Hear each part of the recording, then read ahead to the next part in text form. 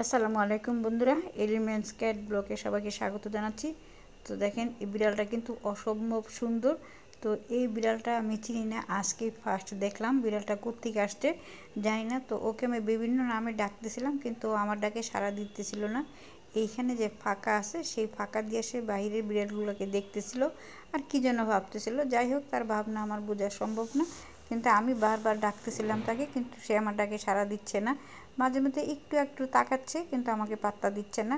তো খুবই সুন্দর বিড়ালটা। তো এই বিড়ালটা আমার মনে হয় বাড়িওয়ালাদের পালিত বিড়ালই, কারণ বাড়িওয়ালাদের চারতলার মধ্যে একটা ফ্ল্যাট আছে পুরো বিড়ালে ভরা। ওই ফ্ল্যাটটা ওরা ভাড়া দেয় না। তো বারে বারে আমাকে দেখতেছে, কিন্তু আমাকে পাত্তা দিতেছে না। আমি যখন ডাক দিই তখন আমার ডাকে সাড়া দেয় না, কিন্তু ও আমাদেরকেও দেখতেছে, আবার বিড়ালগুলোকেও দেখতেছে।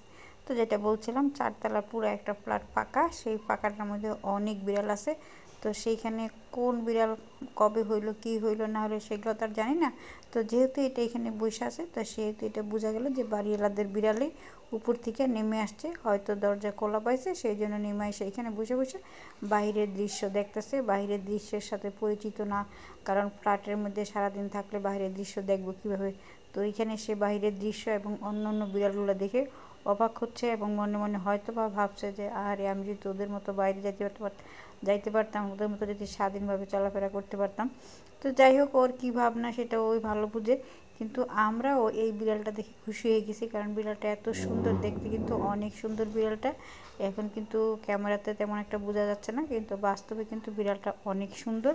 হয়তো সে কিছুক্ষণ এইখানে থাকবে, কিছুক্ষণ এইখানে থাকার পরে দেখা গেলো সে আবার সেই চারতলায় তার নিজের আস্তানায় চলে যাবে, অথবা ওদের যে পালিত মা বাবা, বাড়িওয়ালার ছেলের বউ এবং ছেলে, ওরা হয়তো ডেকে ওকে নিয়ে যাবে চারতলায়, ওদেরকে নিয়মিত খাবার দেয়।